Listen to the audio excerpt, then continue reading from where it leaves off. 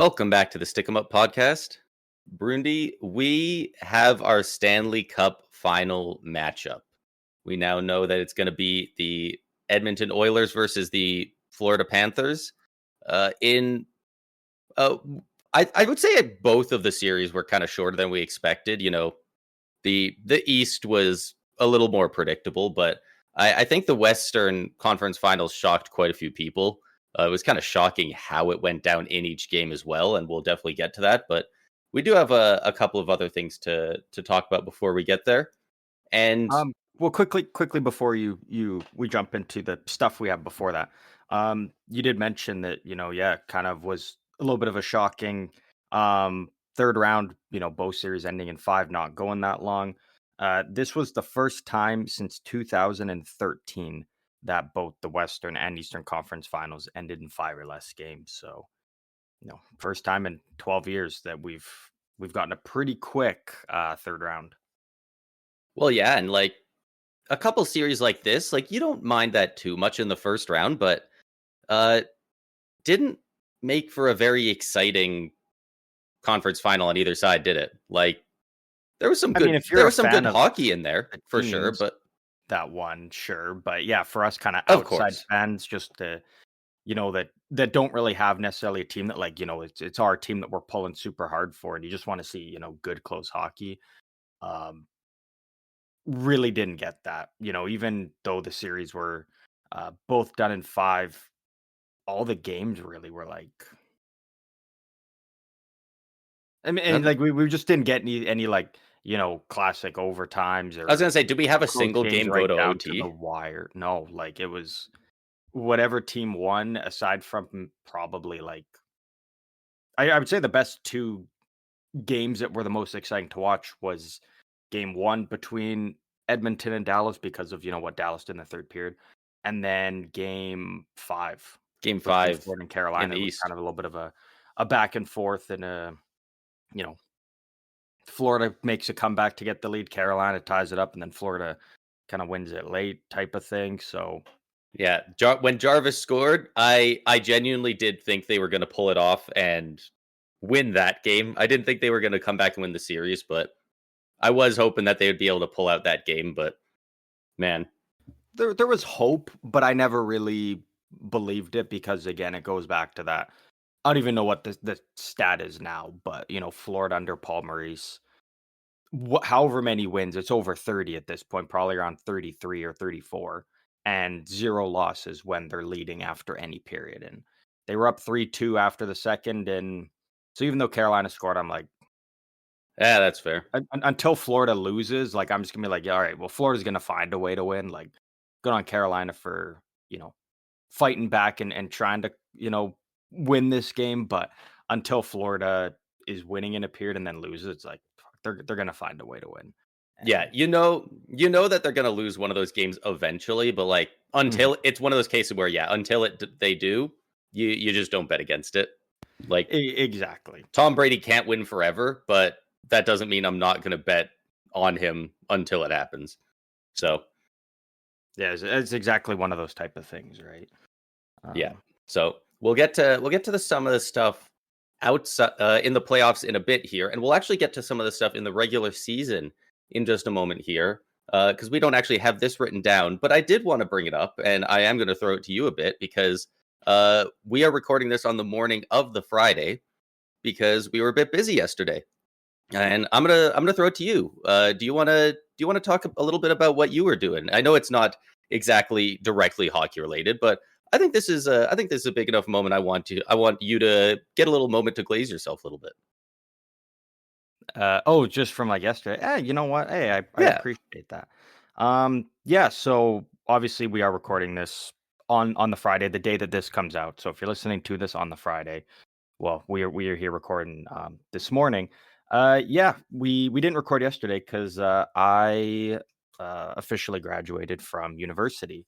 Um, after weird, I mean, everybody's always like, oh, what a weird, They always talk about like college, university, all that stuff. Weird, like it was an experience, kind of COVID and almost kind of pushed me out of university, and then you finally get back in person, and then there's a big strike that goes on, and you lose another semester due to that. Very weird, but thankfully able to say that, yeah, I did officially graduate from university. I'm all done.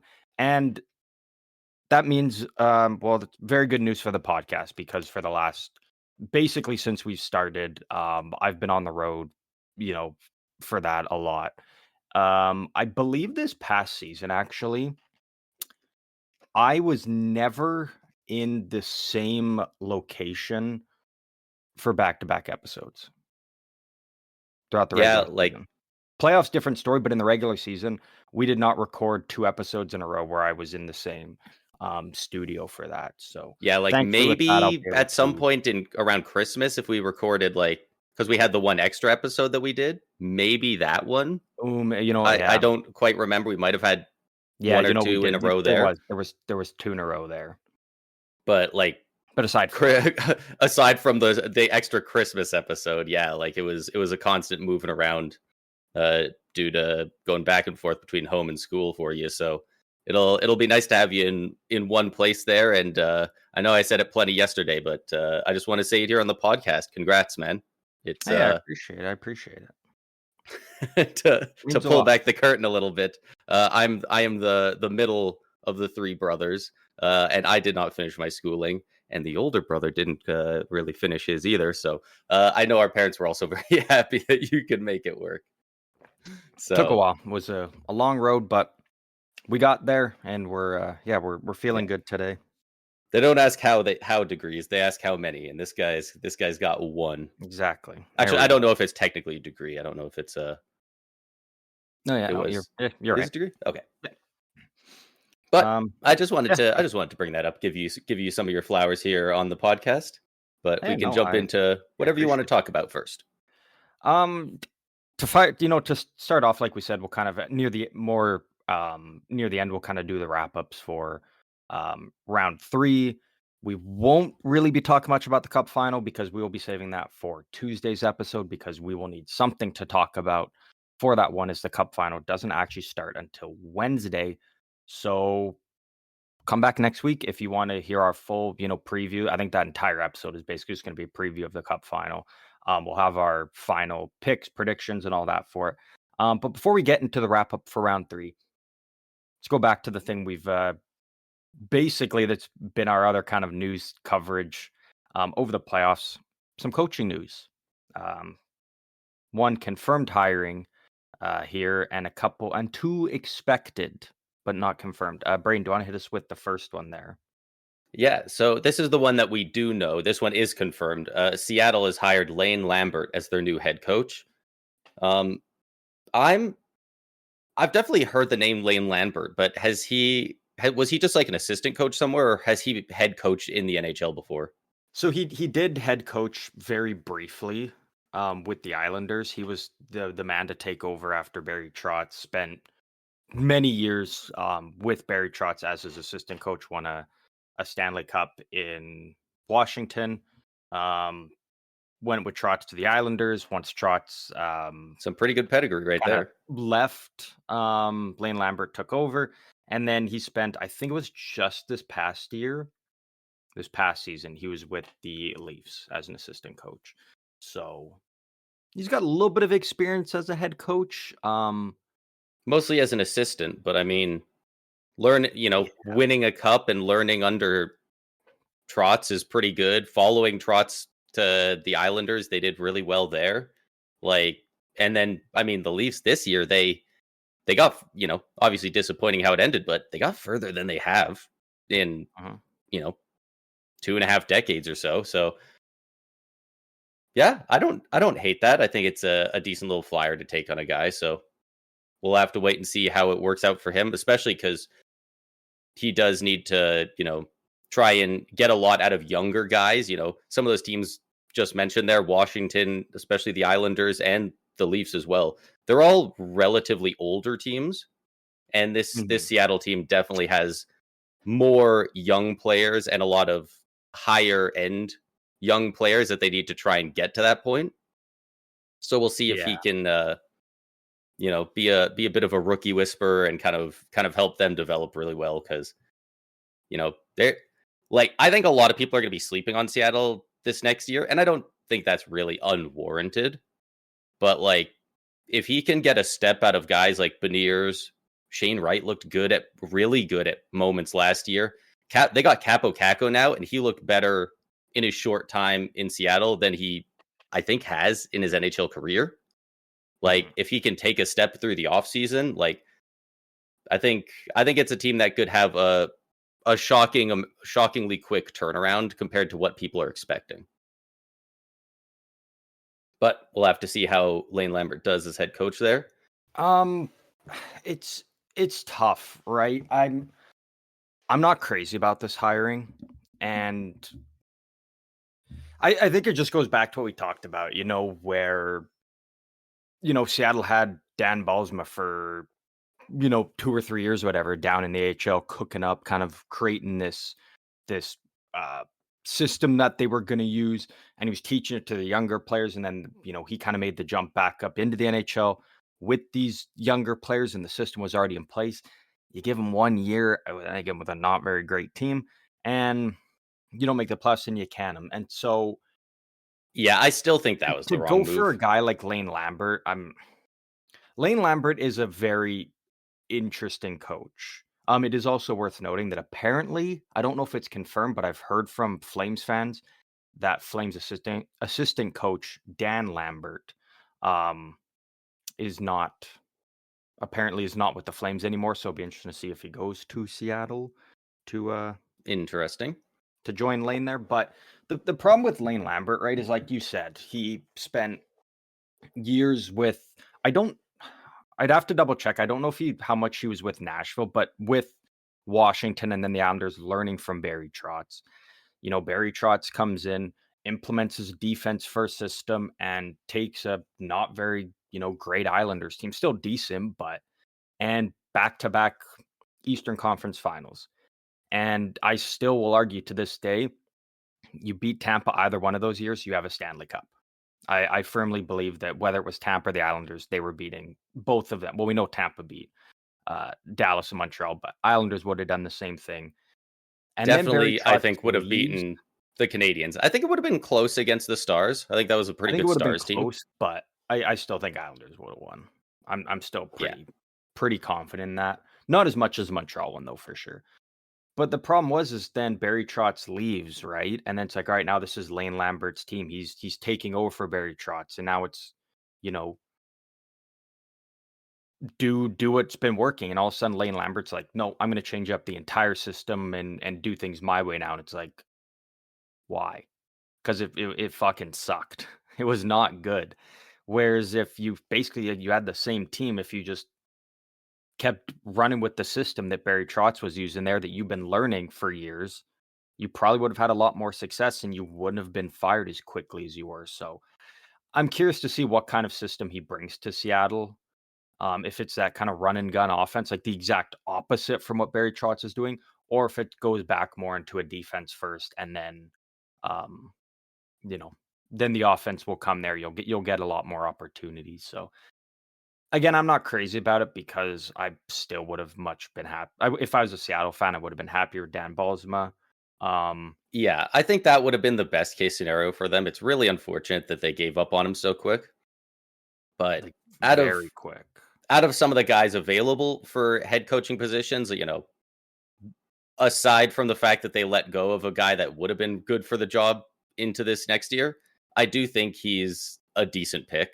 You know, I do like when they go for these guys that isn't just, recycling the exact same guys who have been head coaches a ton of times before. Like I like that it's a little bit of fresh meat. It's a little bit of an unknown, but I kind of like that. I think that's how you get the best coaches most of the time, sometimes a guy like a Jim Montgomery does become available, but the majority of the time you got to go find your John Cooper, you got to find your Jared Bednar, stuff like that. So I'm well, just looking up here. It doesn't look like there's any relation between Lane Lambert and Dan Lambert.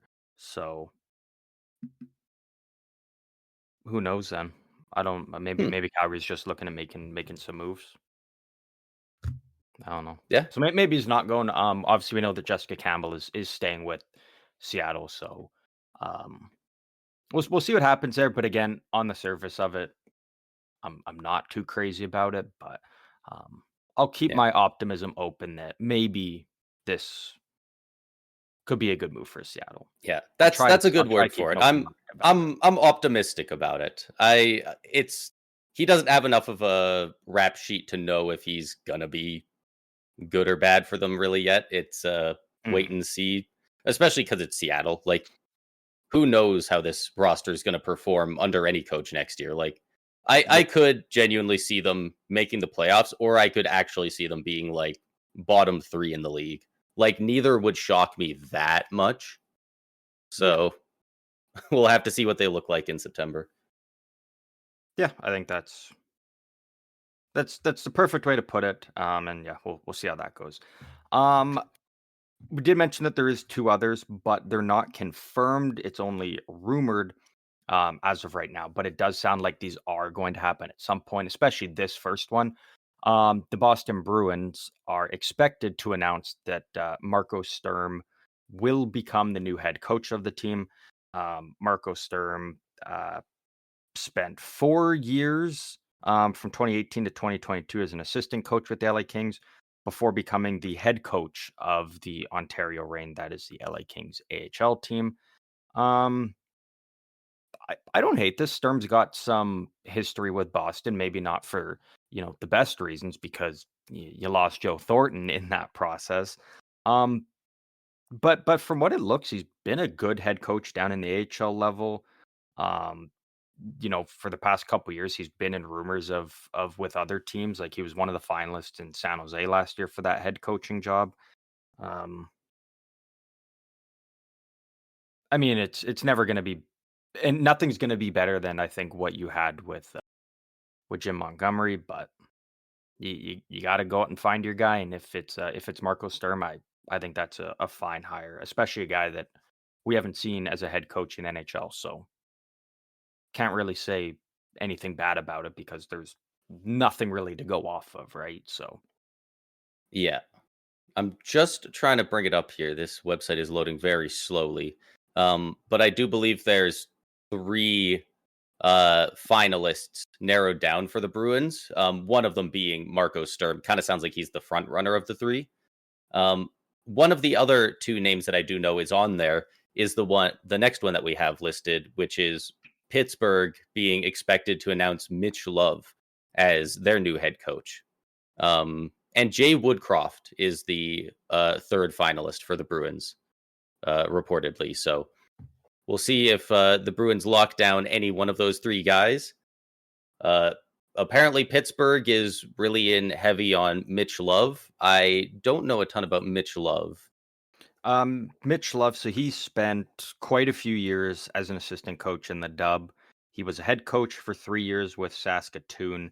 Was the head coach of Calgary's AHL team for 2 years before not getting that head coaching job there, and moved on to Washington, where he's an assistant coach the last 2 years. So Okay. again, it's another guy that doesn't have any NHL head coaching experience. He's got some AHL stuff, but it's such a different field from coaching in the AHL to the NHL. So I'm okay with it. Yeah, I think I think it's what I Pittsburgh think needs. Kyle Dubas is a really good scout for these type of things. I think he finds a lot of other good hockey minds. And so Mhm. if he's one of the main people behind hiring Mitch Love the for the Pittsburgh Penguins, then I think there's a very good chance that uh this could really turn out to be good for them. Obviously, they're coming off of the heels of Mike Sullivan, who has been there for like 8 years. So he's got some shoes to fill, but I think this is a step in the right direction. We'll have to see how he performs, obviously, but I think there's a very good chance it'll be good for the franchise.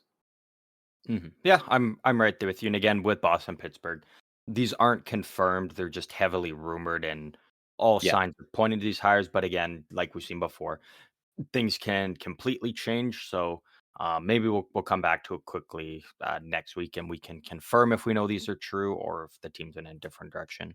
Um, we can do that. But I believe the next item on our agenda here is we're going back to the New York Islanders, who have been having quite the interesting offseason so far. New general manager Matthew Darsh announced that head coach Patrick Waugh will return next season to coach the Islanders. What are your thoughts on that move? I I mean, maybe you'd be better mind for it just because I know you pay attention to the Islanders a good bit more than I do. But I from what I've seen, I've not been a huge fan of Patrick Waugh so far as a head coach. I don't think he's done bad enough to warrant, unless they know who they want to bring in next, I don't think they need to fire him. I don't think he did a bad enough job to warrant that. But, Mhm.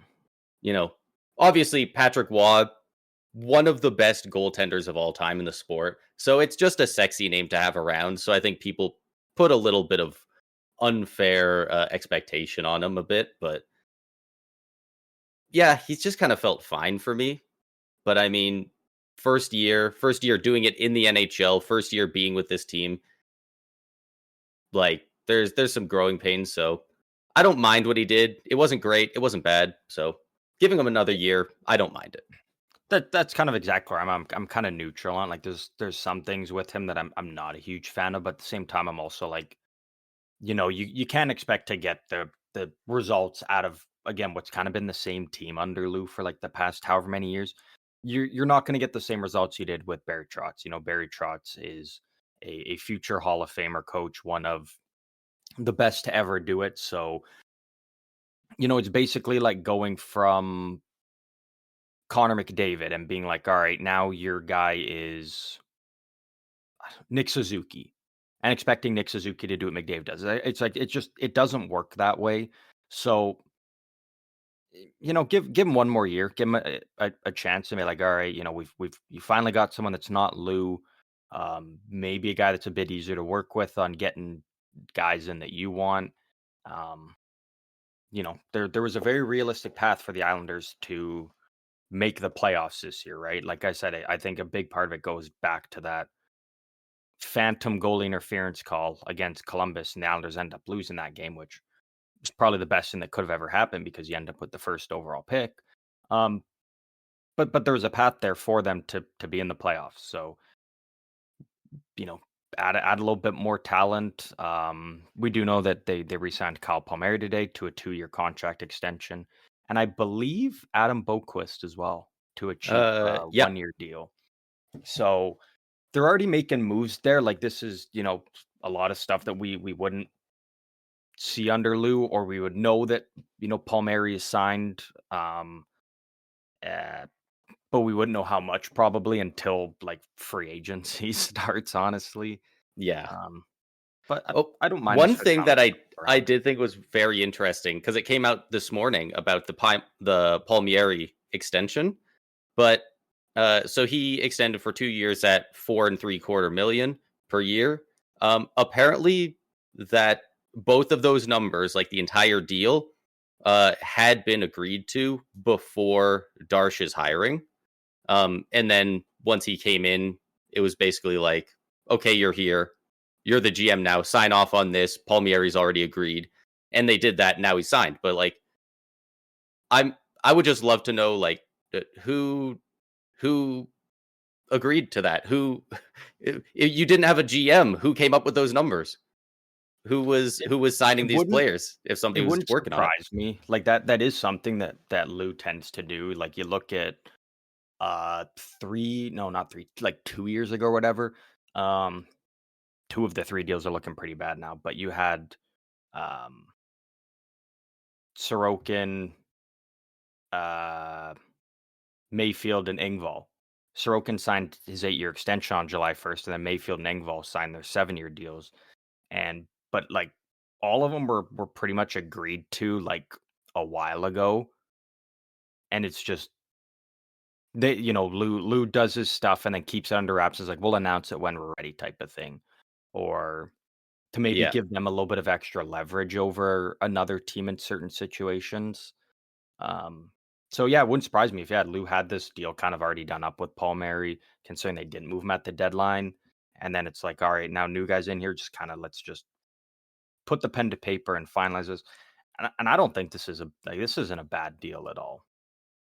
You've got a guy that wants to be there, kind of from the area a little bit.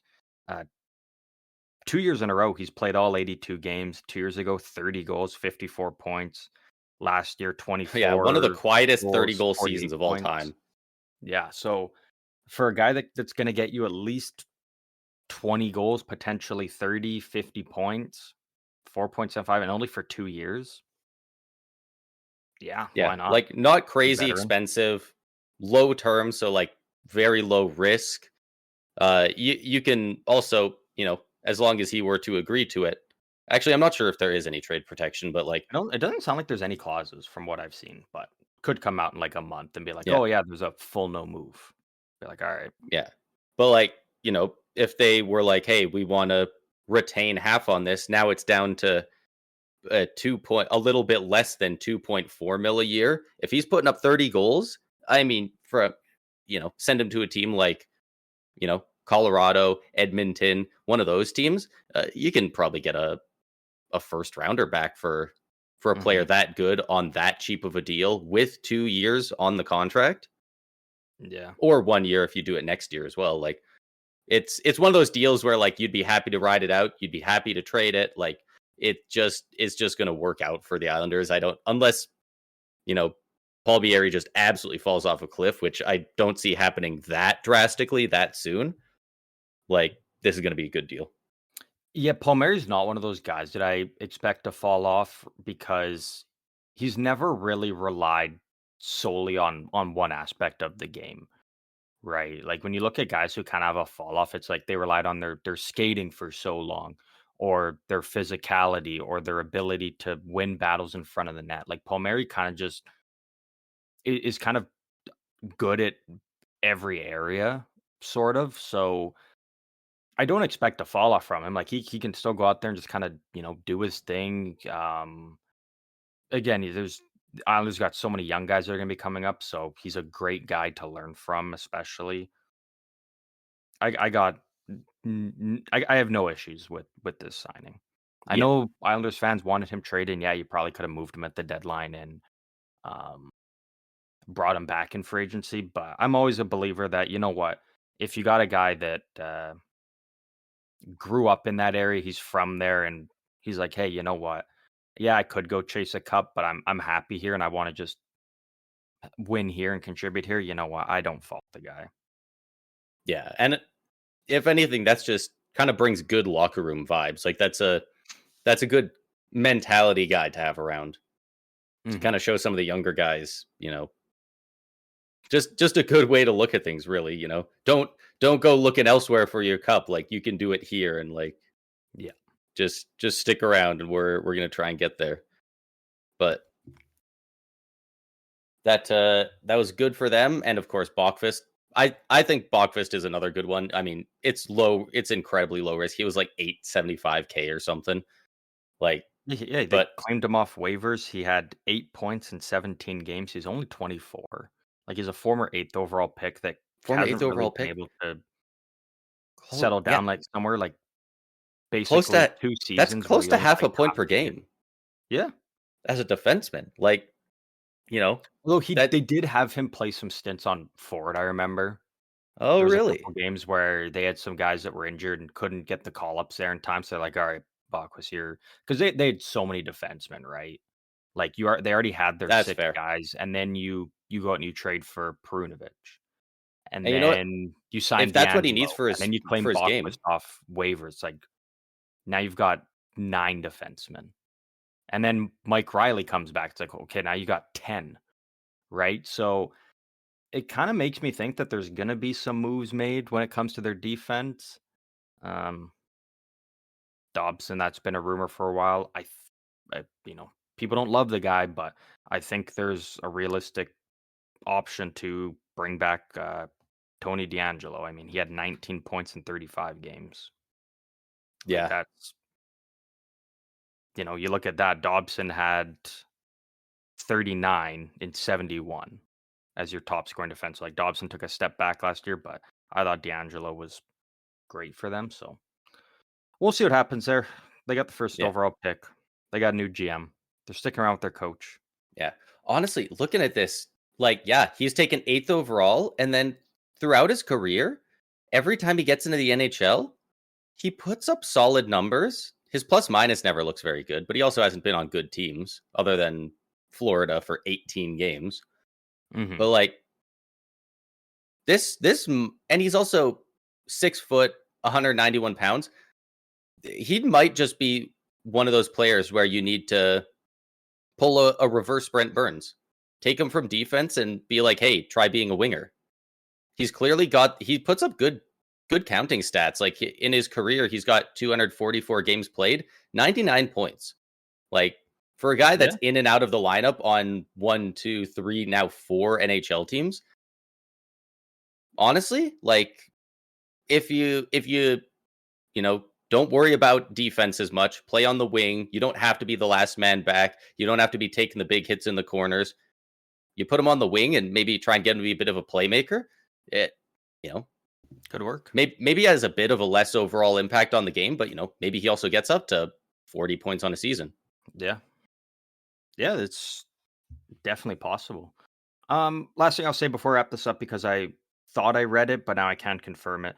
The Islanders did announce so that assistant coaches John McLean and Tommy Albine will not return. So they will have to find some new guys They to won't. man the bench Interesting. for Patrick Ross. So interesting to see how maybe that works. Again, Islanders power play was fucking awful last year. Their penalty kill, even worse. Like they were, I think, bottom three in both categories. So um, Yikes. And they almost made the playoffs. Wow. yeah, almost made the playoffs. So we'll see. There's a lot of optimism around that team.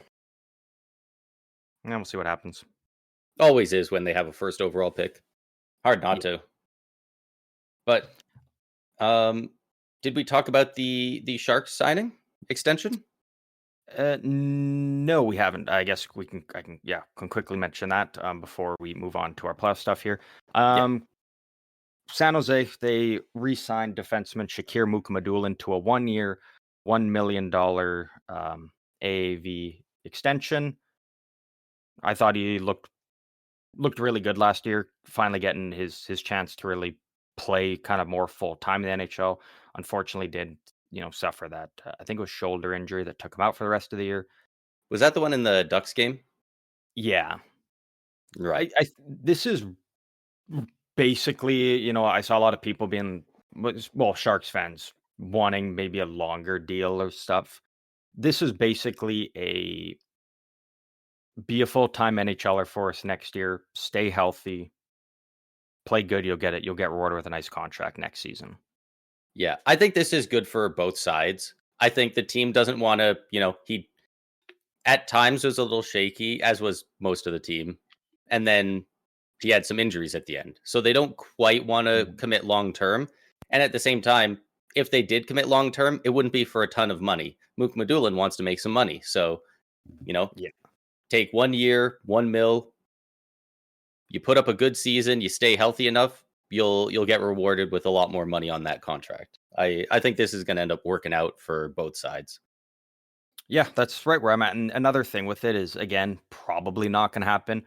But in the long shot, like if something happens and the Sharks do get Schaefer at second overall, you're now looking at you've got Schaefer's left hand, you have Dickinson who's a lefty, and you've got Cagnoni. So if it works out and they get Schaefer, then maybe a guy like Mukundun becomes maybe a bit more expendable because you've got a chance to become a hell of a player, but based on where we're going, we don't really have room for you. Again, I don't think San Jose get Schaefer, but that could be a part of it. But again, it's a 1 year kind of prove it and play good enough, and you'll get a nice contract after that. So a lot of incentive for Mukundulin going into next year, and see what happens there.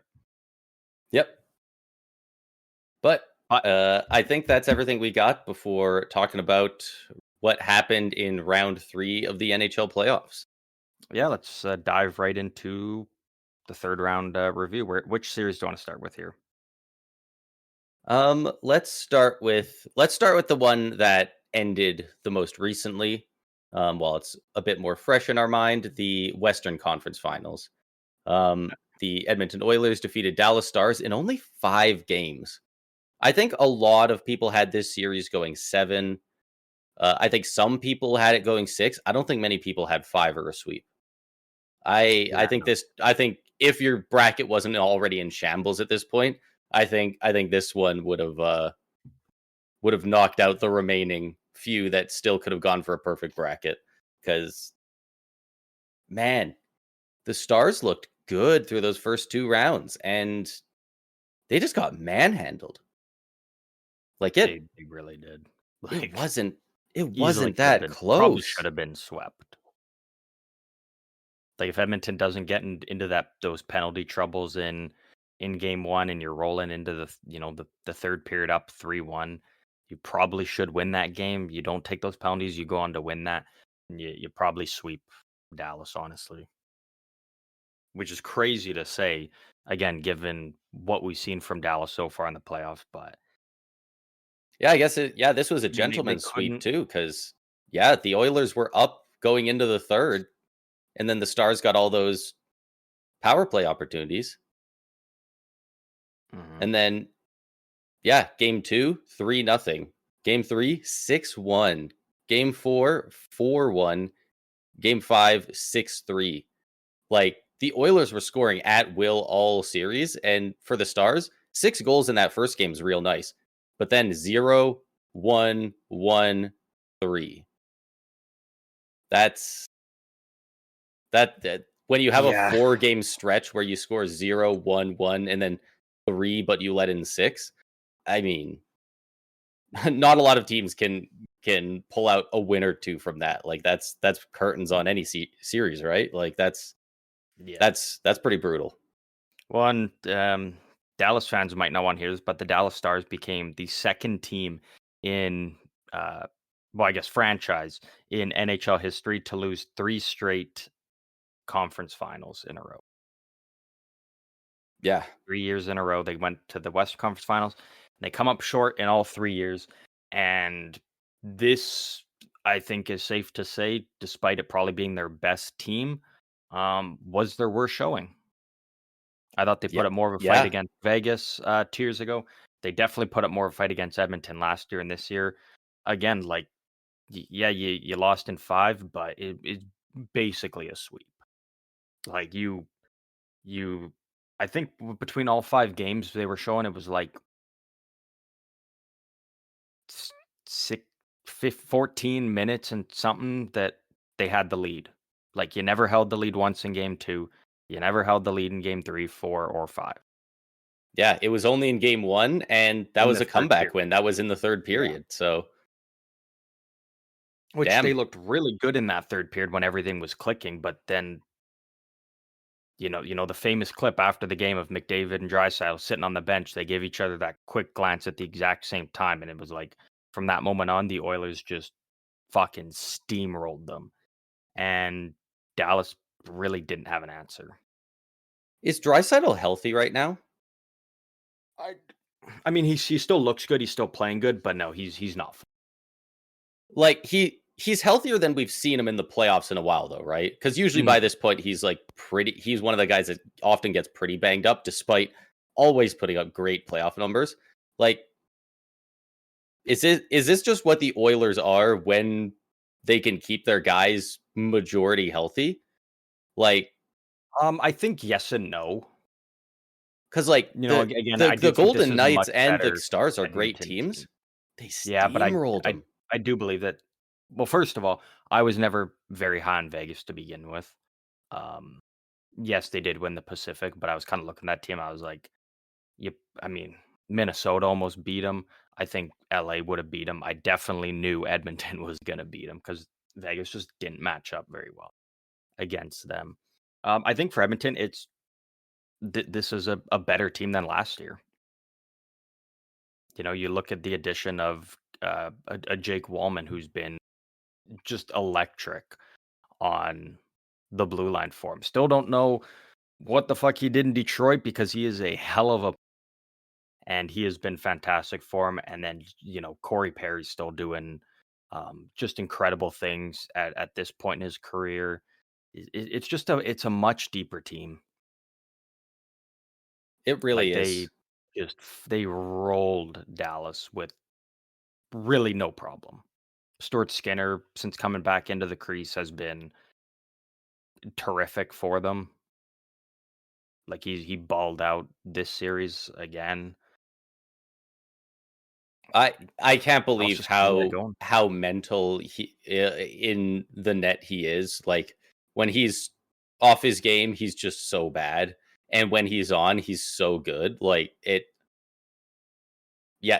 He's an impossible goalie to try and really gauge what he's gonna do because at a moment's notice he could just collapse or he could just absolutely steal the game. Mhm. I'm gonna ask you this because this is a thing I always kind of tend to look at and notice because I do believe that this is a very real thing. Um, you look at the first round for Dallas and how good they were against Colorado, winning that series in 7, despite not having Robertson or Heiskanen. Do you believe? Because I do believe this firmly. Do you believe that Dallas was trying harder in that first round because they didn't have Robertson and Heiskanen, and they wanted to, like, be like, "Oh, we gotta keep pushing. We gotta win for these guys. We're gonna get them back. We're gonna be even better." And then once Heiskanen and Robertson came back, everybody else kind of took their foot off the gas a bit 'cause it was like, "Well, we got our 2 studs back now. Like, they're gonna help contribute more for us." It So I kinda think that's what it looked It like. Once they really got them back, looked like it by they the eye let up test a bit. 100%. Like Mhm.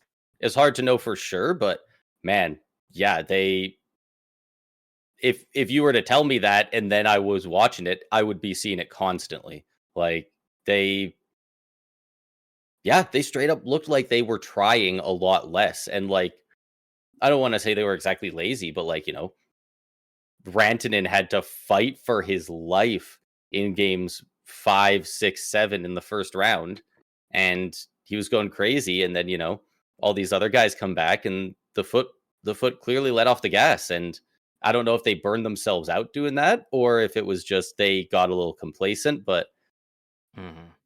'Cause they looked yeah, damn good in the first round, but I didn't really think they looked that great against Winnipeg, and then Edmonton, they looked awful. You brought up Rantanen fighting for his life.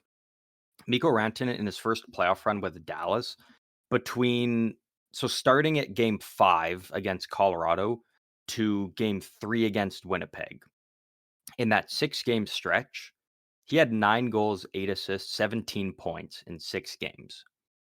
like that's Outside of that 6-game so unreal. stretch, in the beginning of the Colorado series and then, game 4 against Winnipeg to the end of the playoffs, he had 0 goals and 5 assists in 12 games. So he went absolutely nuclear for a 6-game stretch to save the Star season and get the ball rolling against Winnipeg, and then outside of that, nothing really. Yeah, And that's a guy that you're now gonna be paying 12 mil to next year. And again, I'm not saying it's a bad deal or Antonen's a bust or not a good player, but you need more consistency from your top guys. That's what it comes down to. That's how teams win in the playoffs. You look at Florida. Well, Florida's getting consistency from their third line more than anything. But you yeah, look at teams that win the cup, the best players on their teams, they got to be consistent in the playoffs.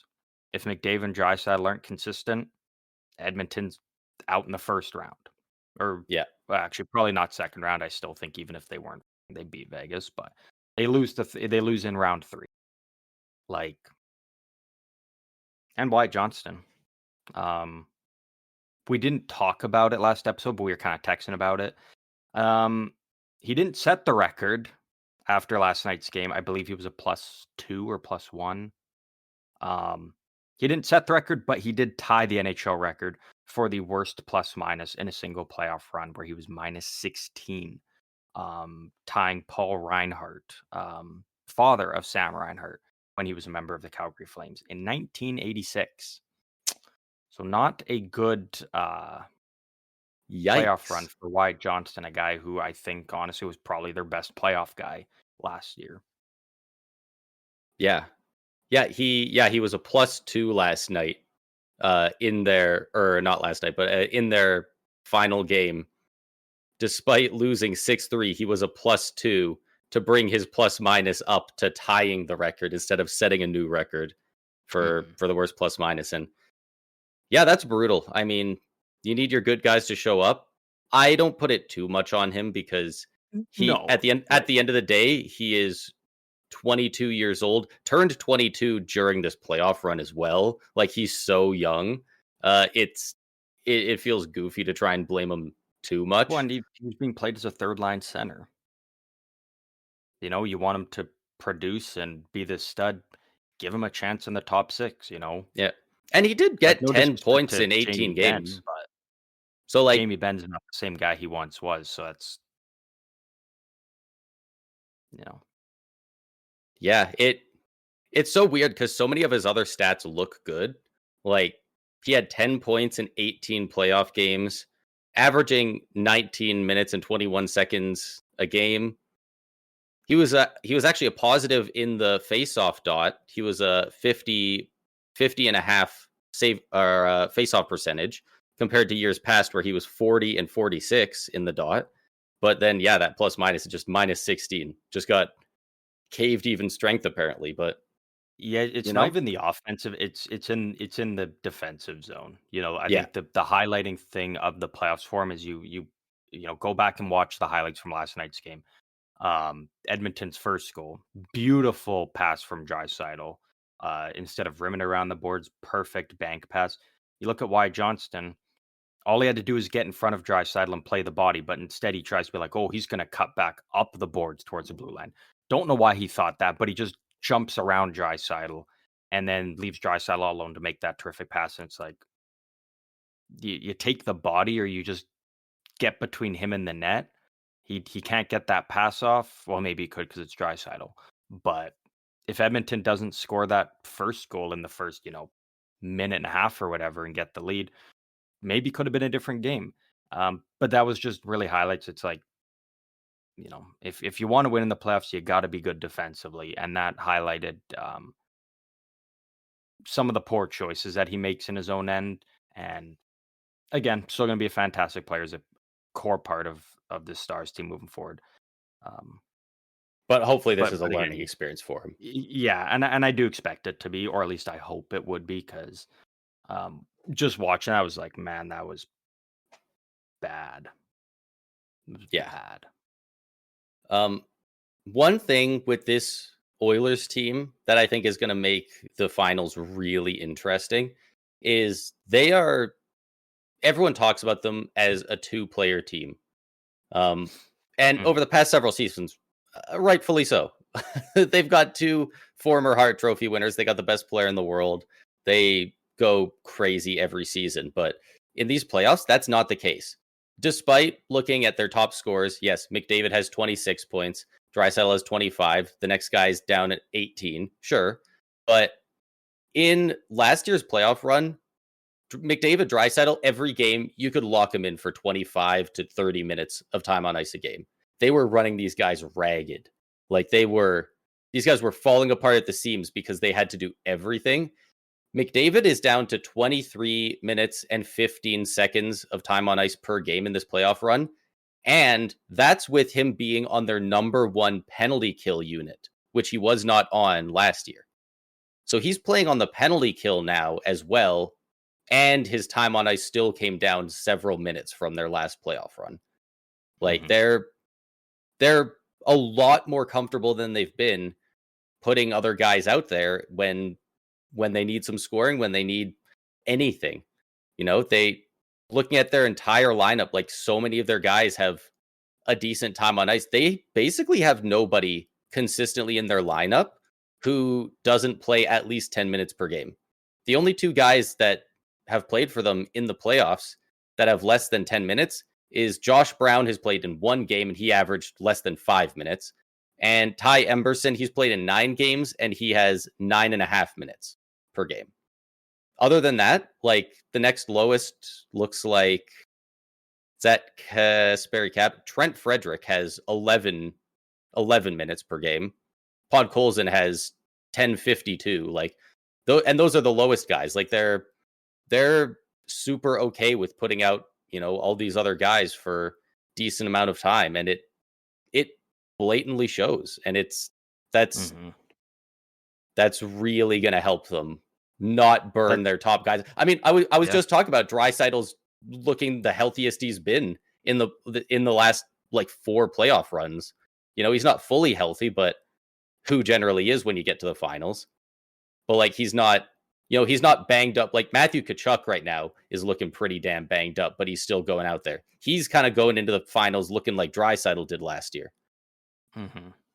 So Well, and it I goes back think to I think it's going to be a lot Edmonton's more of a deeper. fight this year, despite obviously it did end up going to 7 last year. But I think Mm-hmm. Edmonton's going to come out hotter in the finals because of this.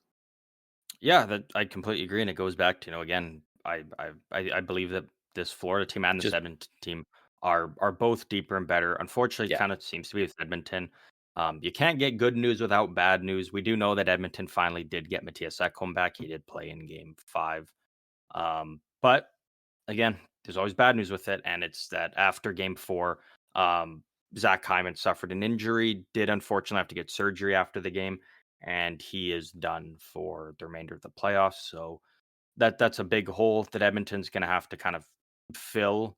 they didn't say what In their top injury 6. it was, right? No, no, but Okay. I think it was either wrist or shoulder. Yeah, I can't fully determine which one of the two. But again, that's a big loss for the Oilers. Didn't seem to affect them last night. Again, still putting up 6 goals in the end. Was it 6 or 5? 6 for It the was Oilers, 6. I believe. For a second, So I thought you meant for Zach Hyman. I was like, no way, I didn't hear about a 6-goal game for Zach Hyman. no, no. Um, but so yeah, we'll kind of dive more into Edmonton and whatnot next episode. Um, but again, like terrific series by them for Dallas. I mean, I don't know necessarily where you go, what you do. You don't have as much, cap space available this offseason now because of the Wyatt Johnson extension, because of the Rantanen deal. Jamie Benn's Might have coming been off the Jamie books. Benn's last game in a Stars jersey, unless he takes a pretty big discount. I I don't think the think he's days of getting paid if he goes anywhere else, really. So I think he might as well stay, right? I could, but again, I could see it at a team that's got lots of cap space, like a San Jose, Anaheim, giving him a 2-year, 6.5 deal or something. Come be a veteran, come be a That's fair. leader, and but again, it's if you're Jamie Benn, it's the decision of do you wanna get This is the paid, best the team's or do you been. want Do you to really want to leave now? try and win a cup? Exactly. And I think the days of Matt Duchene signing cheap deals to win there is probably over. Like he could still get a decent pay elsewhere and have a chance to win a cup. Dadonov probably out the door. Granlund, he was terrific there, but again, you don't really have the money to make that work to bring him back. So He's a guy who should be cashing in to get paid for sure. I think he goes back to San Jose personally, but who knows? Um, yeah, for Dallas, I'm curious to see what they do again. Like 3 years in a row, losing in the Western Final. You're so close, but you just can't get over that final hurdle of whatever team you're playing. They got to figure it out. Yeah. Honestly, yeah, I really don't know what they do. Like this feels like a strong enough team that it is just people won't love it, but you just got to run it back. Like, Mhm. at once you hit several years of it being really disappointing, like the Leafs, obviously you gotta at a certain point tear it down or make big changes, do something different. But I think they've done such a terrific job setting this team up for success that I don't think you change too much as if you can help it. If you can get Jamie Benn back on a cheaper deal, that's great. And I think he See if probably does. He just wants to win a cup at this point. yeah, he's got paid pretty good off that last contract. When you don't know how, Essa Lindell's coming back for a big extension, which is actually oh, that's the other one, cheaper. yeah. he's coming back cheaper than what he made this year, which is wild. Is he? Oh, Yeah, I did not he was even know that. on his last contract. He was making 5.8. He's coming back to make 5.25 for the next Oh, 5 years. So the, they've got him locked up for actually cheaper. Like yeah. I The think they thing with need to Dallas, beef up right, this is blue line a little bit. yeah, and I expect that's where they'll probably aim more of their focus, right? Like again, I don't think Cody Cece is as bad as people put him out to be, but he always just gets put in the worst spots. It's like, oh, go be a on the shutdown pair and shut down McDavid. Like he can't do that. If you have him comfortably on a third line role, you know, 14 to 16 minutes a night, that's fine. But teams try to put too much on him, and he's just not that guy. And he gets put in unfair spots. Their defense definitely does need a little bit of help, especially on that right side. With Dallas, you also got to wonder how healthy was Heiskanen, how healthy was Robertson. Ranton, we know, was dealing with an injury through 4 nations and in the back half of the regular season. Despite having an incredible 6 game stretch, how healthy was he really throughout the playoffs? I expect to get in a full year with the team next year. Will help him more, be more comfortable and have just, be in there now, not joining in halfway through. Kind of a Yeah. weird long year for him. Hell, him I being agree. You there in run the it back. offseason should help a lot of the other players. Like Hmm. Mikko Ranton being around should be incredible for a guy like Wyatt Johnston to learn in this offseason. Like that should help guys like that, his development huge. So we'll see if that kind of rubs off on him a little bit as Yeah, well. I completely agree with you. Run it back. You said Toronto. It's like Toronto's thing is they can't even get out of the second. At least with Dallas, it's like, all right, you've gotten to the conference finals, three years in a row. Uh, like 2 years before that, you made it to the cup final. Bit of a weird year, but you still made it to the cup final. This team can do it. It's so yeah. I'm with you though. Run it back and beef up Got a the great defense coach a as little bit. well. If it means your forward depth has to take a bit of a hit, I think that's fine. You look at Edmonton, the biggest thing they kind of changed is adding more depth to their defense, and it's worked. Yeah. I think Dallas Honestly, team's I just gonna have wouldn't to follow hate suit with for that. them to if they wanted to kind of two of the guys I'm looking at, either Ilya Labushkin or Matthew Dumba. Both gotta Uh go. yeah, if those they're not working out for him, and they're both taking up a Yeah. decent cap hit at 3.25 and 3.75 mil Oh, each. jeez. So if people aren't willing to take them, attach a couple of picks and try and get them out the door. Uh, Yeah. one if not both. Free up some room, sign some other guys, bring in whoever you think will be better than them. Because yeah, it just doesn't feel like those were the calls. Like if those guys played to the potential that they thought going into this season, like that's like the two holes right there. Like other than that, now they've got if they had that many guys that are like top four level defensemen, they would have had six top four guys. Mhm. Like their defense would have been bulletproof if those guys were what they wanted. Unfortunately, it just did not work out for those two in Dallas very well. And it's not like you need to do a complete overhaul. Like, really, you're looking at the main thing is getting a solid top four right-hand defenseman. You've Yeah, got Harley, you've got Heiskin, you've got Lindell. All top four locks for them, all great defensemen, but they are all lefties. So finding just a guy to slide in on that right side, and then whatever you do with the third pair, fuck, who cares? You've got Bichelle and throw whoever with him. But you need yeah. to get Honestly, you, yeah. you need to get CC one and in that top. Bichelle and the on the bottom pairing works for me. Like Yeah. then you got Heiskanen, Lindell, Harley. You just need somebody to be in that top on that second pairing right side. Yeah. Is just the spot. And unfortunately, both of these guys felt going into the season like they could be that guy in that spot, and just neither really were. I still can't believe after how Dumba played in Tampa, he got. I can't Yeah. believe he got almost 4 mil. That was kind of Yeah. I didn't crazy. even know he was making that much. Um, Like, ugh.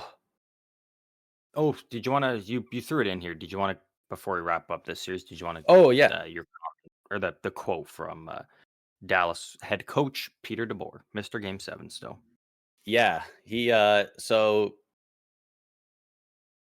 starts off by saying that he wasn't too bad about it, but then he kind of gives him the business a little bit, but this is straight from Pete DeBoer. He says, I didn't blame it all on Jake, talking about Ottinger. But the reality is, if you go back to last year's playoffs, he lost 6 of 7 games to Edmonton, and we gave up 2 goals on 2 shots in an elimination game. That's a pretty big sample size. I don't inherently disagree with what he's saying. However, we're going to go back to what I said earlier in their scoring. 6 goals in game 1. Nice job. 0, 1, 1, 3. Pete, I don't care what goalie's playing for you. If in 3 games in a row against the Edmonton Oilers in the conference finals, you score 0 goals, 1 goal, 1 goal, you're losing those 3 games. Mm-hmm. Yeah, it's did he play Stars great? bad No, really not against the Oilers, but like the offense was so not there that it feels weird for the head coach to be putting it on your future in the crease. And I don't think he's necessarily putting it on Ottinger fully. Like again, he's kind of throwing a little blame at him. He didn't and I think it fully really blame comes him, to that. but he did say he needs to be better, which is also fair. Like I don't really like the going back to last year's plus he lost 6 or 7. Like who fucking cares about last year? Different teams, different circumstances. But I do agree with him. Like again, it's 2 goals on 2 shots in an elimination game. Doesn't help that you put DeSmith in after that, and he got scored on like almost immediately. Where if DeSmith came in and kind of balled out, it was like, all right, you can put a bit more blame on Ottinger, but it's like the Stars weren't playing good defense in front of their goalies. Yes, in an elimination game, you probably want your goalie to make a big save to start the game off and give you more of a chance. You look at the way he played in an elimination game against the Flames a couple years ago, where he had like fucking I don't know what was it like at one point 58 saves on 59 shots, like something just ridiculous. And they didn't get that. So again, I hope at least that DeBoer is not putting all the blame on Ottinger, because I don't think that's fair. It should just be blame the entire team, because I don't think there's one player you can look to and be like, actually, you know what? I think there is one, and that's Thomas Harley. Aside from Thomas Harley, I don't think you can point to any player and be like, oh, he's the sole reason we lost. I think it was a collective thing. What do you mean for Harley? Are you saying he is one of the guys that you could blame? No. I thought Thomas Harley was okay. I was just making sure because he finished in the playoffs. Yeah, he's the one guy I'm saying is like you probably don't lump in with the rest of the team. Like he's the one guy outside. It's like fuck. What more did you want him to do? Yeah, and you can't even say that in an interview, because if you say that, like you're just giving away leverage in RFA talks this off season, because he's already going to get paid. Like if you go out there and be like, he was our best guy in the playoffs, he was the only guy that didn't sell in the conference finals. I mean, yeah, that's pretty free ammo for his agent. So you don't even want to say that. He's eligible for an extension on July 1st, so we'll see if Alice locks him up, and if they do, what that contract's going to look like. I'm trying to find where in the game what he's referring to, the 2 goals on 2 shots in an elimination game are. Like in the quote? Yeah, like I'm trying to find which 2 goals those were. Well, that was the Corey Perry one. And then were those early in the game then? Yeah. Oh yeah. Okay. Was Corey Perry, and was it Janmark, or was that the skin? Okay, yeah, it was Janmark. Okay. Like the first goal, I couldn't remember which 2 goals it was. It was a power play, and then a little over 7 minutes in. So like a little over 7 minutes in, but again, it was 2 shots. And then, DeSmith comes in, and 58 seconds later, the Oilers get another one. Yeah, which I don't hate them going to DeSmith, because he was one of the best backups in the league this year. Sometimes you just got to make that change and shake it up, but yeah, unfortunately it did not work for him. And the main reason I wanted to find that was just to see if one of those 2 shots on one of those 2 goals was the McDavid breakaway, because if one of those 2 was the McDavid breakaway goal, I was going to be like, okay, You can't put it on your goalie. You're like, it's so unfair to be like, oh, 2 goals, 2 shots when they score and then you give up a McDavid breakaway because like Mm, that, yeah. I mean, what's a worse scenario for a goalie to be in? yeah. Um, Overall, I think Edmonton was the better team in this series, and it wasn't close. Probably should have been a sweep. The Interesting to see Stars what fell off Dallas after does. round 2. I think the Oilers heated up, if anything. Like, Hmm they just kinda went in They, different directions. yeah, I'm curious to see what Dallas does in the offseason. Do they run it back, or do they try and make a move? Do they make a coaching change? Like, I don't know what they're gonna do. I can't Um, imagine they make a head coaching change. I don't think you're gonna get Probably better by not. moving Pete DeBoer. But I don't really have much else to say on this series. Again, we'll come back to Edmonton more in the next episode during the Stanley Cup final preview of the rematch. Do you have anything left on this series here? No, I think that's about it, yeah. Alrighty. Well, I guess let's move on over to the other conference final that ended over the last couple of days. Uh, Florida Panthers defeating the Carolina Hurricanes in 5 games as well. Carolina did get a win this time around, but A 3 nothing win. It was a good win. yeah, it was. I think were 2 empty net goals. Uh, Not to downplay their win, but just to One of them definitely, I think 2 of them were, yes. yeah, yeah, Aho and Stahl. Um, Again, it's one of those ones where like Carolina's a good team, but they just do not match up well against Florida whatsoever. Yeah, And they Florida basically just rolled them in this series. I don't think as bad as Edmonton rolled Dallas, but which I would de- I think I agree, and I would not have expected that. Like, yeah, I would be shocked if you told me that before the series, but yeah, it really is unfortunate because, conference finals should be so fun to watch, and it was still good hockey, but, you know, it's more fun when you don't know the ending to the movie, and for both sides, it was rather apparent early on. A little bit yeah, more in the West because the Dallas won game 1. So at least it was like, oh, okay, they're up 1-0. Now it's 1-1, but quickly got away from them. Yeah, it never looked good for the Hurricanes really in this series, but yeah, they just don't match up. They just don't they match really up don't. against this team. They have really good puck moving defensemen, and they have really good like skating defensemen, I guess. They're skilled, but they don't have a ton of heavy bodies in Carolina. And Mhm. this Panthers team, their forecheck is just relentless. And they just go in, they fly in there 2 man on the puck, they beat you up, they take the puck, it goes out front, and somebody's smacking it in usually. And that's just a play style that they looked unprepared for. Is that's exactly it. Florida came in with their system that they've been running with their plan, and Carolina knew exactly what it was, and they still couldn't um just they couldn't figure it out. Still, they were still just getting hammered by it.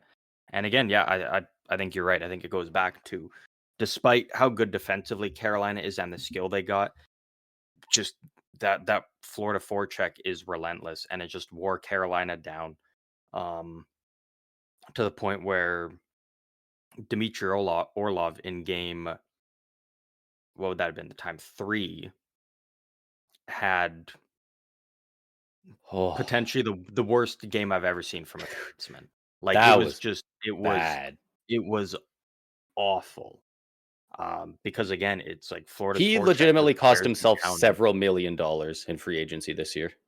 Yeah, I think so. If I he's looking like for a longer term deal, he potentially cost himself like upwards of $10 million. mm, If you're going by not like on his AAV, obviously, but like overall money on the deal, like yeah, it could be up to that level because that was just really rough. Didn't have a phenomenal playoffs to begin with in general, but yeah, that one was hard to watch. Yeah, it wasn't good. They had a lot of Yeah. bright spots on their team. Like, it obviously didn't go well for him in the Florida series, but they still had, their goaltending held up at points. A lot of the goals felt like just a defensive collapse. Like, not a there wasn't a ton of them where it was like, "Oh, Freddie, come on, what are you doing?" Like, the majority of the goals felt more on the team than the goaltender. Um, Sebastian Aho looked fantastic, frankly. He He did, yeah. This was his 7th playoffs in a row where he's had double-digit points. Uh, Underrated playoff performer, honestly. Like Mhm. like just in his last 7 playoff runs, 12 points, 12, 11, 11, 12, 12, and then 15 this year with 7 goals on those 15 points. Like, he's Potting the first 2 goals for very consistent. Carolina in game 5 to give him a 2-0 lead, like, was really trying, Gave him a real good chance. and that goes exactly to what I said. I don't know if it was last episode or the episode before, but, you know, being a game breaker, if you wanna be the top player on the team and, uh, sometimes you gotta put the team on your back. You gotta go out there and make things happen, and that's what he was doing in game 5, and that was, great to see, not just as a hockey fan, but I think especially for a Carolina fan being like, "Alright, you know what? Team definitely needs a little bit of work, probably needs a couple more pieces, and that can be addressed because you have so many draft picks, so many prospects, a fuck ton of cap space." Some of their But it was best good to players are see that. crazy young Mhm. as But it was well. just good to see that Aho, in an elimination game when you need your big dogs to step up, he did, you know? They lost the game, sure, but I look at him like, damn, Aho looked really good, and he was trying to do everything in his power to win this game for his team despite a game that they probably shouldn't have. Um, so I really did like that, seeing that from Aho and proving that he can be that guy for them. Um, but again, with this Carolina team, goes back to what we said. They need to be a bit bigger, need to be a bit tougher, and you need a bit more top end talent. And again, that can easily be Yeah. addressed this offseason, and I expect that it will.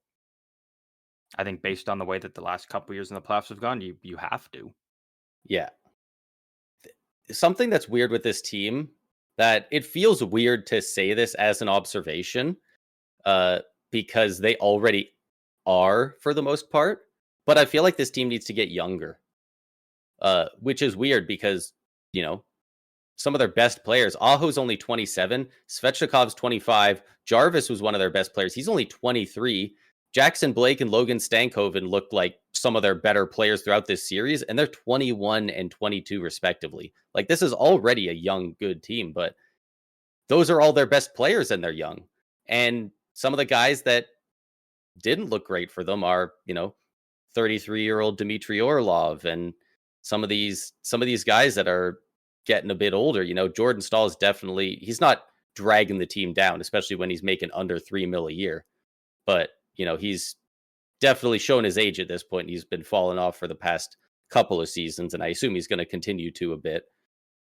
Like, I'm not saying they need to move him, but I think in general, getting a little bit younger, and especially on that blue line, because their forward core is very young, but their blue line is, Orlov 33, Slavin's only 31. That's not too bad.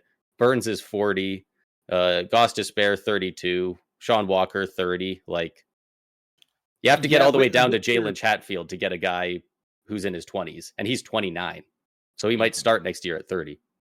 Yeah, like the one thing I did like about Carolina's offseason was, you didn't commit to these long absurd deals with guys that are kind of on the older side, like a Brett Pesci, like a Brady Shea, and you go and you get cheaper options for less years and guys like Goss, Despair, and Walker who are fine.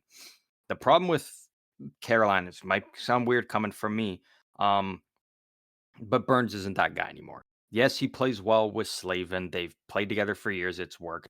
But eventually you gotta look at and be like, are you gonna win a cup with, Brent Burns? He's 40. He can stay healthy. Like, he's still got one of the I think he might have the longest active Ironman streak among players. But like in the third round, 21.5 minutes, 27 minutes. Um, 23 and a quarter, just shy under 25, and then 25. Like, again, can Burns still be a solid player at the NHL level? Absolutely, but not in a top He pairing shouldn't be role playing anymore. that guy. If you have a 40-year-old playing 27 and a half minutes in the conference finals, it better be a fucking like Victor Hedman, a Cale Sidney Makar, Crosby. Oh, a yes. Sidney Well, he's Crosby. Yeah, well, like Crosby's a straight up. forward, so he Yeah, shouldn't be yeah, playing that much. yeah. Probably a Gordy, maybe a Gordie Howe, or you know what, Nick Lidstrom, like Yeah. someone like that. But like the list should be rather short. It should not contain any more than probably 10 guys throughout history. Really, like Mhm. it's not very many guys are immune to age, and this especially against this Florida team, putting a 40-year-old for out for that long against this Florida team, like hell, even if it was Lidstrom, he's probably still getting beat to a lot of pucks. Like it's probably still not looking great. It's not a winning formula. And it helps that, and again, like, I'm not putting any of this loss on Burns. What is he supposed to Yeah, do with all this? But, like, it does help that Burns is a bit bigger, so he can kinda take a little bit more of those bumps. Like, he's a big body. He's still got a good reach, but he's not overly physical himself anymore, and I think that's probably a big part of the reason why he can still, play 82 games a season from the time when he was, like, 30 to 40, right? So you probably want a bit more physicality out of him if he's gonna be a top pair guy. Um, so, again, like, I don't think this Carolina team's far off. You've got the money, you can go out and make things happen. It's probably maybe a move on from Burns if you bring him back. Maybe it's more in a third pairing role, honestly. I don't think he Trying can to find spend someone much that more works than with 2 mil on Slavin. him. Like right now, they're paying him Mhm. over 5.25 mil. Like Well, that's still that's the contract that came from over from San Jose when San Jose retained some. yeah. So, Like if they renew him for another year at 5 or something, like I just don't think that's doing them any and favors. I think at this point, if you're Burns, I think it's kind of similar to a right. It's well, Burns especially probably not going to get paid high anywhere, but it's basically just if you're, and we don't even know if he's coming back. Like, that could have been his final game in the NHL. If he comes back, it's simply going to be a you know win a cup. Yeah, And I signed for mentioned it. 1 year, 1 mil in Edmonton or something. Well, I mentioned it before. I don't hate. He's got the ranch down in Texas. I don't hate the idea of him going and signing for We were just 1 saying mil a to second join pairing the Stars. right side guy But that might be a maybe not little even bit second much pair. time. Maybe they find another guy for second pair, but if you're rocking a third pair of, Bichelle and Burns, like Yeah, 6'6" or 6'7", Bichelle and 6'5" Burns, both big bodies, like, that could be a fun third pair, and it gives Burns a chance to win a cup. Um, but could be a Carolina real nice fit. What with side Carolina, does you could put anyone with. Nikishin play on? He's I left. He's He's left-handed. yeah, he's left. Okay, because Maybe man, could it's play on the too right side. it's I don't know. you would hope so because man, the idea of having an offensively gifted defenseman like that playing with Slavin, like you Mhm. got Slavin locked up for 9 years, eight come this offseason because he's already got the 8-year extension. Like that that would just be beautiful for them. So yeah, he does play left side primarily. Yeah, and the good part is with Carolina, right, is I think Jacob Slavin is, like, first of all, he's the best defensive defense in the league. He's one of those guys that you don't even necessarily need to have, like, it doesn't need to be a top pairing guy, like, it could be a middle pairing guy, but you put with him, kinda like Burns, and it works. And he can elevate players and make them better because of how good he is. So, Yeah, this Carolina team, again, they're not far off, but I think there are areas that need to be addressed, and I think it was highlighted very clearly in this series and in this playoffs for them. yeah, yeah. I think more work to do on the blue line than the forward core or the crease, really. But Yeah, I wouldn't hate a couple depth upgrades on the forward core either. it never hurts. Look at Edmonton. Look at Florida, right? Like, having good depth is is what you need. Um, Yeah, it like looking at this team's cap wages here, it is crazy that like they were so consensus the worst of the final four teams because this is a deep team on like pretty much every category. But like, mhm. yeah, looking at Florida, Edmonton, Dallas, it's like, oh my God, you can do this in a cap era. Yeah. Like Good they're good teams good teams find ways. yeah, What yeah, did they you really think do. of after the game, after game 5, the handshake, the the little tiff between Paul Maurice and Rod Brendamore? Obviously, for those who didn't see, they kind of got into it a little bit. As you know, Paul Maurice's thing now is not going into the handshake line at the end of the series because he feels that it should be just for the players. They don't need to shake all the coaches' hands and whatnot. And Brendamore didn't seem to like that too much. Uh I believe he ended up agreeing and not doing it, but yeah, I'm he didn't pretty sure seem he too didn't. pleased with the idea when Paul Maurice first brought it up to him. So before I get too into it, first I need to know how do we know all this happened? Like, was it Paul Maurice that said in the post game that's what happened? Yeah. Yeah, in his Okay. interview afterwards, he said like this, because they were asking him like, "Well, we saw, you guys were having a pretty long conversation, and Brendamore didn't seem happy." And Paul Maurice was Yeah. like, "Yeah, I believe the I handshake line is for the players." And I don't love this from Paul Maurice. I get what he's trying to do, but as far as coaching goes, he threw a total suicide pass to a guy, and the guy didn't want to take it because he's not even on his team. Uh, that like being Brendamore. yes, I Okay. I get it. I get the sentiment. You know, they are not on the ice. The players are playing. However, the coach puts a lot of fucking effort into the team. I think he deserves to be out there. I think the assistant coaching staff deserves to be out there. Like they're already vastly more under recognized than the players themselves, right? Mhm. And as soon as Paul Maurice says this to you, first of all, Paul Maurice has some of the highest seniority out of in coaching history, right? Mhm. So if you go against him, you look like a dick, seemingly no matter what. But as soon as he says that, if he's not going to the line, what are you supposed to do? Go to the lineup and you shake hands, but the other coaches aren't there? Now you doubly seem like a dick.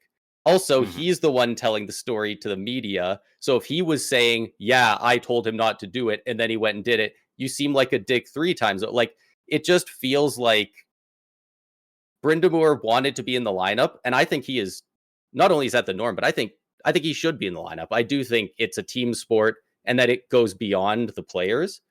And it just put him in a situation where it felt like he probably felt like he couldn't really, felt like his hands were kind of tied. And not only that, but like he doesn't want to hear it from you. I get it. They are professional and he is very professional, but he just got eliminated from the playoffs. He's probably pissed. He doesn't want to hear you come up and say, let your players have the moment. Like it if you feel that strongly about it, Paul, I feel like you should either make a public statement before the playoffs, or you should tell the other coach at the start of the series. I feel like asking him to do this right before it happens is weird to me. And like, I don't think he was I'm doing it kind out of of in. malice. I do believe that he just wants the players to have their moment or something. But now everybody's talking about the coaches instead of the players. So it kind of had the opposite effect that he Yeah, said he but when you wanted. look at it, the only reason they're talking about is because Brendamore was getting so pissed off and heated about it. That's the only reason that it even became a thing. Like if he just said, "No, we're gonna do it," and then kept shaking the other coach's hands, went and did it, it's probably nothing. But he was very clearly trying to, I don't want to say make a scene, but also kind of make a scene. One thing I will say for people that are being like, "Oh, Paul Maurice was trying to like little brother him and disrespect him," the two of them have a phenomenal relationship. Like Paul Maurice was the head coach for Brendamore for a good stint in Carolina. Like Brendamore was his captain, right? So like they have a Yeah. good relationship. Um, I get it for Paul Maurice though. Like he said, it's something we do. I mentioned it to Berube after the Toronto series, and as a former player, Berube was like, you know what? Yeah, I get that. It's for the players, and he abided with it. And then Maurice was like, I'll try it with Brendamore, and I mean he agreed to it, but obviously wasn't very happy. I'm indifferent on it. I see the perspective from both sides. Yeah. It just feels like it does feel like you're like purposefully asking him at a time where it's hard for him to say no. Like it feels What are like you something supposed that to should do? Like, you can't text them before the like game, be like, "Hey, when we no, beat you like tonight, don't I shake feel like it's a hands." thing Like, like before game 1. It's like at, 100% of playoff series end with a loser and a winner. And regardless of who that is, let's have it be the players. Like it feels weird that it's on the ice as they're getting ready to do it. maybe, but any coach there when a series begins, they're never even looking at the end. They're focused on what's in front right now. Probably wasn't even a thought in his mind about the handshake. It's going out and winning, game 1, getting off to a good start, going to Yeah. game It 2 feels type weird. of And thing. it does feel like he's, robbing Brindamere of a little bit. Like I do believe that the coach should be in the lineup, and I think they're just as much a part of team as the players. And the coaches, and especially the assistant coaches and equipment staff, et cetera, they are just the unsung heroes. They're the ones nobody thinks Well, about the equipment unless stuff, I things go don't think bad. goes into the handshake line. I'm I not think it's sure. I'm just not sure exactly how many people go in yeah, I think for it's it, just the head coach and the assistant coaches. but like Because otherwise, you'd I have, feel like, like an they should be army of there. guys behind the team going out there to shake hands. Yeah. It's just a mix of a lot of different parts of it. They're a team that's been trying to get over the hump. And like I bet it's so easy for the guy who's been to 3 straight cup finals, who just won a cup. It's real easy for you to say let the players have their moment. I haven't had my moment, you know? Like I feel like it's a I see lot it of from different both things. sides. It's I don't think Paul Maurice did this with malice, but no. I think with a lot of the things combined, it could very easily come across that way. Yeah, And but I at the end think of the day, that if there's you're a good Brendamore, reason you that's coulda just why said, Brind'Amour "No, wasn't we're excited. doing it." He could have just went and done it either way and Yeah, but put his foot Paul's down. gonna go talk to the media regardless. He's one of the So did most talkative Brendamore, to the though. media guys. He Yeah, but like the if same thing, said if he you go asked us out there not and to, shake and we hands and then he goes and says, "Yeah, I told him to let the players have their moments," and he said no and went out there.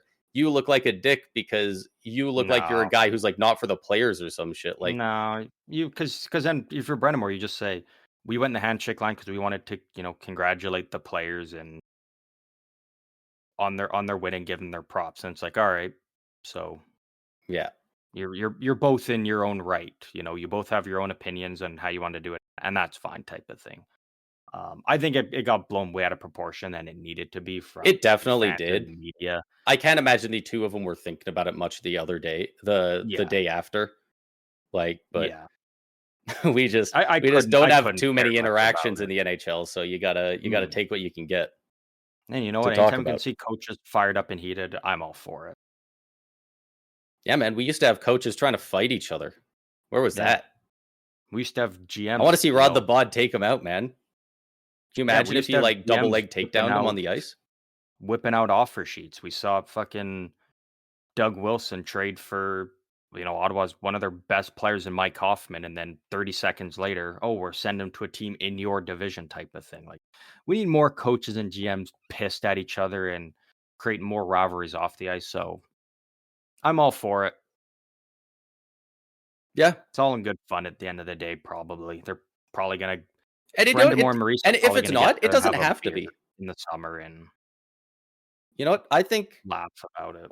Yeah, I think that's the majority of the cases. But if it's not, I don't think that's the worst thing in the world. I agree. If if Brindamore and Paul Maurice just had a huge falling out and like they ended up hating each other, that's fine. You don't ever have to. You're both head coaches. You're not going to be on the same team. You don't have to be. You choose where you sign. Like that's okay. You can Yeah. despise the fuck out of each other. You're not even making trades. It's the GMs making trades. So you can still trade with each other's teams. Like it might just make it a little bit more fun, you know? I think some of the best games I've witnessed or playoff series that I've seen is not when it's just teams that hate each other. It's when the coaches like hate each other. Yeah. Like when you see when like coaches beak at each other in interviews afterwards, they're yelling at each other from the benches.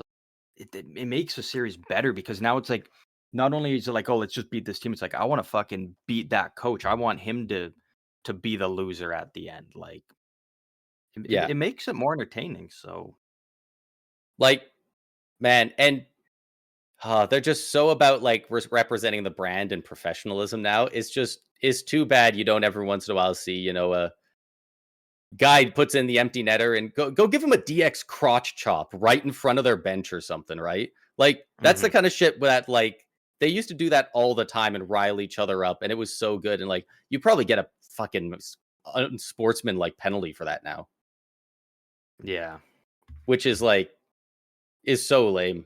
Like it would be so funny to see a guy like when we saw Ridley Greig slap shot into the empty net just because like that is such a nothing play, and that was such a huge storyline Yeah. because because you just don't see it anymore. But like, It just doesn't man, happen. if you are an in division rival, maybe not conference, in division, I would be slap shotting every empty netter if I get a breakaway like that. I would be doing it every time. I would practice my Michigans just to Michigan an empty netter, and then I would ride my stick past their bench. Jeez. Like, how funny would that be? And Yeah, then no, it you would be imagine good. you do that in early April and then you're facing them in the first or second round? Like, oh, that's what people want to see, man.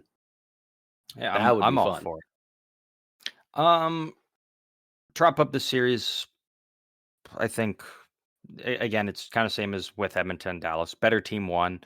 Yep. Um, Carolina, there's lots of room to grow. I expect we're going to see these teams match up in the playoffs down the road because I think both teams their window is still wide open.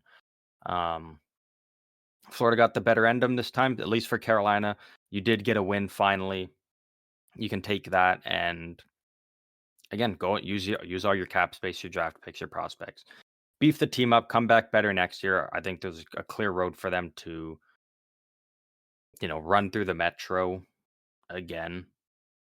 Um, and yeah, maybe a matchup against Florida potentially next year, and you get the better of them. But for now, Yeah. Panthers are off to the Cup final. Congrats to all four of these teams. I think all four were deserving at the end of the day of being in the conference finals, but only two can move on, and the better two did. I do think that uh the two teams with the brightest kind of future at the moment are the Hurricanes and the Stars. So it is nice that they at least like because they have so many of their core guys locked up on decent contracts. They both have like a shocking amount of cap space compared to the talent they have. They got, Hmm. at least in Dallas's case, they got Ottinger, like they got a great young goaltender of the future. Like they've got good prospects coming up. They got Blake and Nikoshin coming up, and they got Wyatt Johnston is coming into his own despite minus what was it 17, 16 16, through the yeah, playoffs. So at least those two teams, they're not going to fall off after this year. They didn't sell the farm just to get here. exactly, But exactly. yeah, this final is, obviously it's a rematch, but man, Feels a little bit this different from last year. it does. And genuinely, like McDavid had a great press conference after game 5 against Dallas because he said he had this one piece where he said that these games in the playoffs can be so emotionally draining. And last year we were at our wits' end, and this year we are not drained. And like he says it, and like I'm sure there's plenty of people being like, how much do we believe that? Just watching them, it looks true. Like, Yeah. I mean, what did they how did they get to the finals last year? They beat the crap out of the Kings in the first round. They went to game 7 against the Canucks after that, right? Yeah. And then how did they beat They beat the Stars Dallas? in 6. Yeah, so they went to 7 and they went to 6. Like, and the goaltending carousel and everything, like it was looking rough. And Draisaitl was injured as hell as well, like visibly. Mhm. This year, like it took 2 games. They had to figure it out against LA, but then they dog walked them. Then they dog walked Vegas, and they just dog walked the Stars. Like They Yeah, don't look like Draisaitl's a team putting it together like they did last year. They look fucking ready this yeah, year. and Draisaitl's on-ice interview after the game. First of all, I've never seen Draisaitl smile that much. Like, that was fucking weird to see because it's like Yeah. you just never see it. And that's the most I've ever heard him, like, talk. Like, you can tell it's just a different vibe for them going into into this year's finals. Like, it just again, on paper, different team, yes, but the vibes that the players that were there last year are now showing this year, you can tell it's like it just feels different for them. When they And talk about playoff experience, I feel mhm, like we're kind of seeing it, like, right before mhm. our eyes. They got Like, that just taste of the cup final. They're going back and they know what they need to do differently, how to win these games, and they get to the same team from well, not the exact same team, but like a lot of the same guys from last year in Florida. So um, I'm looking forward to it. We will have a lot to talk about it earlier next week because Tuesday's episode will be out before the Cup final start on Wednesday. But that is wrapping up everything for this episode. If you want to talk hockey, if you want to let us know your thoughts on the Cup final, if you want to send us some of your hot takes or your predictions for the Stanley Cup final that we can talk about next episode, you can do so through any of our socials. Links to all the socials are in all episodes across all platforms. Click them, come over, talk hockey. Braden, as always, as we are wrapping up the third round here and moving on to the Stanley Cup final. Final thoughts. final thoughts. This is going to be a much more entertaining series than last year, despite how entertaining last year's Cup final was. I think that one ramped up in games 6 and 7. Really, I think in games 1 to 3, it was like, okay, Florida's winning. Then Oilers won 1. Then Oilers won 2. People still didn't believe we were getting a sweep in the finals. Like, it didn't seem Mm-hmm. real until game 7 and the back half of game 6. I think it's going to be fun all throughout this one, and yeah, tune into the next episode where we're going to go very in depth about this finals right before it happens. I'm excited, man. This is going to be Yeah, fun. I'm looking forward to it. I can't wait. We'll have lots to talk about it. But that does wrap it up for this episode once again. Hope y'all enjoyed. And as always, we will see all of you out on the ice next week for Stanley Cup Finals.